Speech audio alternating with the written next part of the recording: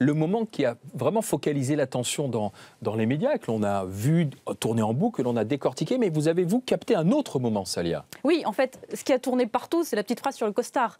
Mais ce qu'on sait moins, c'est ce qui s'est passé après. Et après, il y a une autre personne qui l'a interpellée, Emmanuel Macron. Elle s'appelle Anaïs, elle a 22 ans. Elle aussi, elle fait partie de Nuit debout à Nîmes. Et le problème d'Anaïs, c'est qu'elle ne trouve pas de job. Pourtant, elle a un diplôme, un bac pro en restauration. Elle n'a pas de boulot. Elle n'a pas beaucoup de revenus, du coup elle s'est confiée au ministre.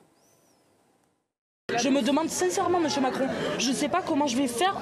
Là, ce mois-ci, il manque 150 € pour payer mon loyer. Le mois prochain, je ne sais pas comment je vais faire. Vous comprenez dans quel truc on est? J'ai envie de limite à pleurer, quoi. Moi, demain, on me propose même un truc tout pourri, mais un truc, le truc le plus zen. Quand les me disent, on veut faire travailler des jeunes dans la restauration, etc. Vous avez votre CV? Je ne l'ai pas, non, mais c'est une connerie où j'ai juste écrit... non, mais ça, c'est vous. Mon nom et mon expérience. Parce que moi, ceux qui m'ont dit qu'ils cherchaient justement des gens... Ça, c'est vous. Oui, c'est moi. Qui veulent travailler, je vais leur dire. Merci. C'est bien qu'on vous entende. Non, c'est pas la honte.